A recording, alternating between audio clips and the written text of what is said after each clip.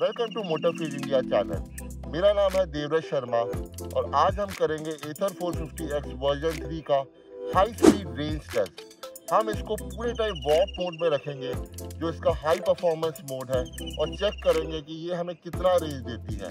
और साथ ही साथ मैं आपको बताऊंगा मेरा लॉन्ग टर्म ओनरशिप रिव्यू एथर 450X का, और मैं आपको ये समझाने की कोशिश करूंगा कि क्या आपको ये गाड़ी लेनी चाहिए कि नहीं लेनी चाहिए, क्या इसमें अच्छा है और क्या इसमें बुरा है। तो stay tuned till the end. तो रेंज टेस्ट स्टार्ट करने के पहले हम इसका ट्रिप मीटर को रीसेट कर देते हैं। ठीक है, हम चेक कर सकते हैं कि अभी बैटरी इसकी 99% है और ये इको मोड में 104 की रेंज दिखा रहा है। इसको हम वॉक मोड में चेंज कर देते हैं। हम ये भी देख सकते हैं कि गाड़ी 10,000 किलोमीटर चल चुकी है। ये हमने 0 पे सेट कर दिया। रेंज दिखा रहा है अभी 64 किलोमीटर्स की। तो अब हम चलते हैं।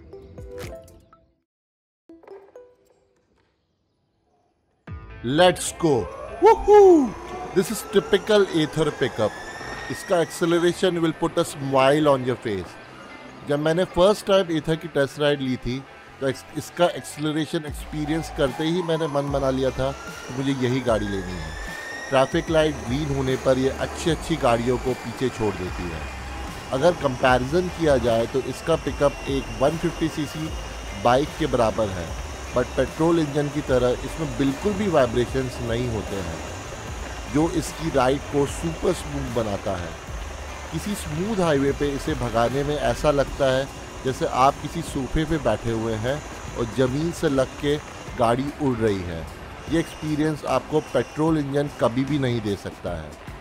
दूसरा सबसे अच्छा फीचर मुझे इसमें लगता है इसकी एरोप्लेन जैसी आवाज़, जो इसके एक्सीलरेशन एक्सपीरियंस को कॉम्प्लीमेंट करती है। अभी सुबह के 6 बज रहे हैं और रोड हमें पूरी खाली मिलने वाली है, तो कोशिश मेरी यही रहेगी कि मैं इसे ज़्यादा से ज़्यादा तेज़ भगाऊं ताकि मुझे मिनिमम पॉसिबल रेंज मिले। अब मैं बताता हूं इसका तीसरा सबसे अच्छा फीचर, वो है इसकी हैंडलिंग। आज इंडिया में ऐसा कोई पेट्रोल और इलेक्ट्रिक स्कूटर नहीं है जो इसको हैंडलिंग में बीट कर सकता है। तेज़ स्पीड में ट्रैफिक को काट के आगे निकलते हुए जाना हो या शार्प टर्न्स में कॉर्नरिंग करना हो, मैं गारंटी के साथ बोल सकता हूँ ये मशीन आपको कभी भी डिसअपॉइंट नहीं करेगी। इसकी अच्छी हैंडलिंग के 3 कारण हैं। पहला, एथर इंडिया का एकमात्र ऐसा स्कूटर है जो हमें ट्रेलिस फ्रेम देता है, जो KTM में भी हमको देखने को मिलता है और जो KTM का हाईलाइटिंग फीचर है। इसके कारण इसका बैलेंस सिग्निफिकेंटली इम्प्रूव हो जाता है। दूसरा, इसका सबसे हैवी पार्ट जो इसकी बैटरी है वो इसके फ्लोर बोर्ड में लगी है, जिसके कारण इसका सेंटर ऑफ मास बहुत लो है, जो इसको कॉर्नरिंग बीस्ट बनाता है। तीसरा, इसका स्टिफ सस्पेंशन जो तेज स्पीड में इसको बेटर कंट्रोल देता है। बट स्टिफ सस्पेंशन का एक नुकसान भी है। खराब रास्तों पे you will feel every bump on the road. यहाँ से सुपर कॉरिडोर चालू हो रहा है और अब हम इसकी मोटर को फुल स्पीड में रेव कर सकते हैं। इसकी मैक्सिमम स्पीड 90 है, जो अचीव कर लेती है इन नो टाइम। अब हम वीडियो को थोड़ा फास्ट फॉरवर्ड करते हैं।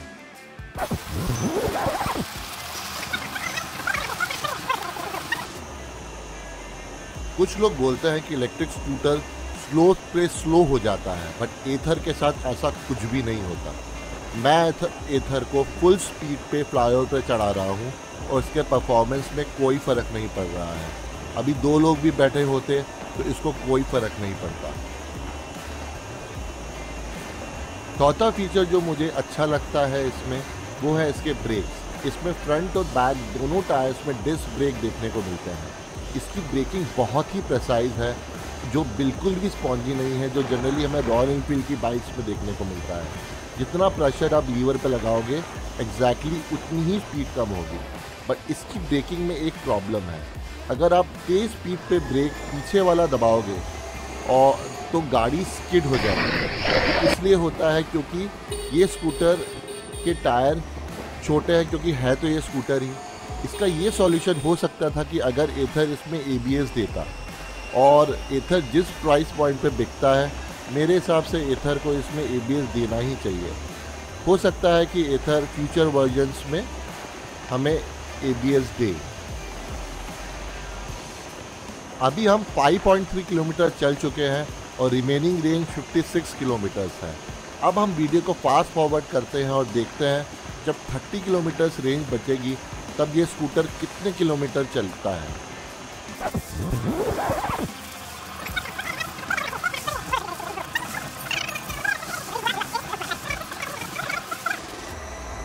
एथर अब 25 किलोमीटर चल चुका है और इसमें 30 किलोमीटर की रेंज बाकी है। इस तरह से हम टोटल 55 किलोमीटर तक की रेंज एक्सपेक्ट कर सकते हैं, बट एक्चुअल रेंज आखिरी में ही पता चलेगी। So stay till the end. अब हम चलते हैं पांचवें सबसे अच्छे फीचर की तरफ। वो है एथर का फास्ट चार्जिंग नेटवर्क जो अभी फ्री में अवेलेबल है। जब मैंने 8 महीने पहले गाड़ी ली थी तब इंदौर में सिर्फ 4 चार्जिंग पॉइंट्स थे और आज 16 हैं और हर महीने नए चार्जिंग स्टेशंस ऐड होते जा रहे हैं। और अवेलेबल चार्जिंग पॉइंट्स को आप बहुत आराम से एथर के ऐप से ट्रैक कर सकते हैं। और अब हम बात करेंगे इसके कनेक्टिविटी फीचर्स के बारे में, जैसे maps, find my scooters, savings tracker और राइडिंग डायनेमिक्स। ये आपके राइडिंग एक्सपीरियंस को बहुत ही इंट्यूटिव बना देते हैं, बट उसके बारे में मैं इस वीडियो में नहीं बल्कि अगले वीडियो में बात करूँगा। तो do subscribe to our channel and press the bell icon. आप देख सकते हैं कि अब एथर 28 किलोमीटर्स की रिमेनिंग रेंज शो कर रहा है और हम 26.3 किलोमीटर्स चल चुके हैं। अगले कुछ किलोमीटर्स में इसका स्पीड लिमिटर लग जाएगा और फिर ये स्कूटर सिर्फ इकोनॉमी मोड में ही चलेगा। तो अब मैं वीडियो को फास्ट फॉरवर्ड करता हूँ उस पॉइंट पे जब इसका स्पीड लिमिटर लग जाए। —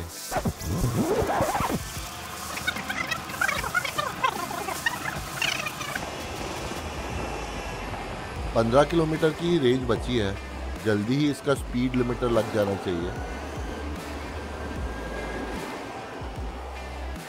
और लग गया। अब ये गाड़ी सिर्फ इकोनॉमी मोड पे चलेगी। अब मैक्सिमम हम इसको 50-55 की स्पीड पर ही चला पाएंगे और गाड़ी का पिकअप भी कम हो जाएगा। अभी तक तो मैं इस गाड़ी की तारीफ ही कर रहा था, बट 10,000 किलोमीटर चलाने में सब कुछ अच्छा नहीं रहा है।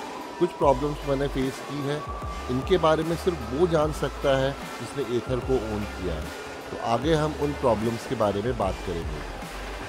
पहली प्रॉब्लम जो मुझे फेस हुई है इस गाड़ी में वो ये है कि इसके जो ब्रेकिंग पैड्स हैं वो 3000 किलोमीटर में घिस के ख़राब हो गए थे। इसके पहले मैंने दूसरी बाइक्स भी ओन की हैं, उसके ब्रेक पैड्स आराम से 30,000 की 40,000 किलोमीटर तक चल जाते हैं। अगर कोई एथर ओनर इस वीडियो को देख रहा है तो कमेंट सेक्शंस में बताएं कि उनके ब्रेक पैड्स कितने किलोमीटर में घिसे थे। दूसरी प्रॉब्लम जो मुझे फेस हुई है वो है इसके बेल्ट ड्राइव का कवर जो है वो 2500 किलोमीटर में ही टूट के गिर गया, जबकि मेरी गाड़ी गिरना तो दूर की बात है, उस समय तक कहीं छुई भी नहीं थी। मैं पिछले 7,500 किलोमीटर से बिना बेल्ट ड्राइव कवर के गाड़ी चला रहा हूँ। अभी तक तो कोई प्रॉब्लम नहीं हुई है, पर डर इस बात का है कहीं वो डैमेज ना हो जाए। तीसरी एक बड़ी अजीब प्रॉब्लम है जो एथर में आप बारिश के दिनों में एक्सपीरियंस करेंगे।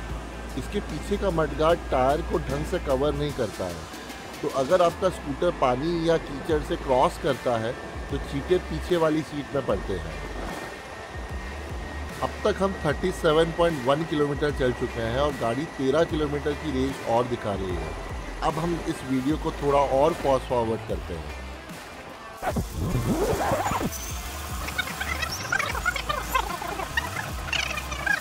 सिर्फ 4 किलोमीटर की रेंज बची है इस गाड़ी में और अब मैं बताता हूँ इस गाड़ी की सबसे बड़ी प्रॉब्लम जो मैंने फेस की है, वो है इसके कनेक्टिविटी फीचर्स से रिलेटेड। दिसंबर तक इस गाड़ी का महीने में 15 से 20 दिन तक सर्वर काम ही नहीं करता था, जिसके कारण कोई भी कनेक्टिविटी फीचर्स आप यूज़ ही नहीं कर पाते थे इसमें, इंक्लूडिंग मैप्स। मैं इंदौर में नया शिफ्ट हुआ था, तो मैप्स का काम नहीं करने के कारण मुझे बहुत ज़्यादा प्रॉब्लम्स फेस करनी पड़ती थी। और मैप्स का इस गाड़ी में होना was one of the key feature तो मैं नहीं बोलूँगा, but one of the important feature जो मैं कंसिडर कर रहा था इस गाड़ी को लेने के लिए। फिर जनवरी में एथर का नया अपडेट एथर स्टॉक 5.0 लॉन्च होने के बाद सर्वर तो हमेशा अप रहने लगा, पर मैप्स इतना स्लो हो गया कि वो यूज़ करने लायक ही नहीं रहा। सीईओ ने अपने प्रेजेंटेशन में बोला था कि मैप्स का परफॉर्मेंस इम्प्रूव हो जाएगा, बट हुआ उल्टा। This was a big disappointment. I hope Ather इस चीज़ को जल्दी रेक्टिफाई करेगा। गाड़ी में अब सिर्फ 1 किलोमीटर की रेंज रह गई है और चार्जिंग पॉइंट अभी भी थोड़ा दूर है, तो अभी हमें थोड़ा रूल तोड़ना पड़ेगा और गाड़ी को रॉन्ग साइड लेना पड़ेगा, क्योंकि अगर हम राइट साइड से अगर जाने की कोशिश करेंगे तो हमें पक्का धक्का देना पड़ जाएगा।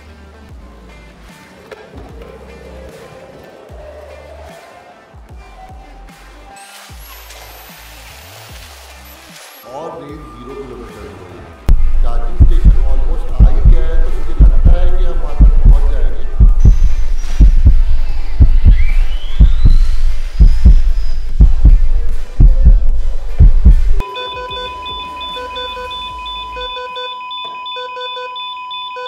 और ये हम चार्जिंग स्टेशन पहुँच गए, पर यहाँ पर अभी एक गाड़ी चार्जिंग पे लगी हुई है, तो हमें थोड़ा वेट करना पड़ेगा। तो वॉक मोड में फुल स्पीड पे चलाने पर हमें 45.5 किलोमीटर की ही रेंज मिली है, जो कि कंपनी जो क्लेम करती है 65 किलोमीटर की रेंज उससे बहुत कम है। बट जिस तरह से हमने गाड़ी चलाई है, नॉर्मली कोई उतनी वैसे गाड़ी चलाएगा नहीं। और जहाँ तक मेरा लॉन्ग टर्म एक्सपीरियंस रहा है, सिटी में अगर आप इसको वॉक मोड पे चलाते हैं तो आपको आराम से 65 to 70 तक की रेंज मिल जाती है। अब हम एथर के ऐप में हमारे राइड स्टैटिस्टिक्स चेक करते हैं। हमारी राइडिंग स्टाइल के हिसाब से एथर ने हमें 51 किलोमीटर्स की प्रोजेक्टेड रेंज दी थी, पर हमें 45.5 किलोमीटर की ही रेंज मिली। हमारी top speed 92 kilometre per hour की थी और हमारी average speed 60 kilometre per hour की थी। एथर के क्रिटिक्स हमेशा ये बोलते हैं कि इसकी रेंज थोड़ी कम है, पर मेरा डेली रन अराउंड 30 से 35 किलोमीटर का है, तो मेरे लिए इसकी रेंज सफिशिएंट है। और जहाँ तक मेरा एक्सपीरियंस है, अगर आपका रिक्वायरमेंट डेली जो रिक्वायरमेंट है वो 70 किलोमीटर के अंदर है, तो आपको इसकी रेंज से कभी कोई इशू नहीं होगा। दूसरा बड़ा इशू है इस बाइक में इसका प्राइस। मैंने इसके लिए अराउंड 1,73,000 पे किए थे, और अब मार्केट में ओला और iQube जैसे दूसरे ऑप्शंस भी अवेलेबल है जिसका प्राइस इससे बहुत कम है। पर हमें ये देखने में मिल रहा है कि एथर का डिमांड मार्केट में कम नहीं हो रहा है, बल्कि मंथ ऑन मंथ सेल्स अगर इसकी देखें तो बढ़ती जा रही है। ऐसा इसलिए हो रहा है क्योंकि एथर अपने टारगेट मार्केट को बहुत अच्छी तरीके से समझता है, और वो उनको एक परफॉर्मेंस ओरिएंटेड, ट्रस्टवर्दी और एक प्रीमियम ऑफरिंग दे रहा है जो उनका बेसिक रिक्वायरमेंट है। जहाँ तक मेरी बात है, मेरा एक्सपीरियंस एथर के साथ एकदम हैसल फ्री रहा है। इसकी बिल्ड क्वालिटी एकदम सॉलिड है, इसलिए ये कभी भी रास्ते में बंद नहीं पड़ी है, और इसकी रेंज आज भी वैसी ही है जैसे मुझे पहले दिन मिली थी। जहाँ तक सर्विस की बात है, मैं इसकी 2 सर्विसेज करा चुका हूँ इंदौर में, और इंदौर में इसकी सर्विसिंग में कोई भी इशू नहीं है। 3 से 4 घंटे के अंदर गाड़ी डिलीवर हो जाती है वापस। तो क्या ये गाड़ी आपको खरीदनी चाहिए? मेरा जवाब है हाँ।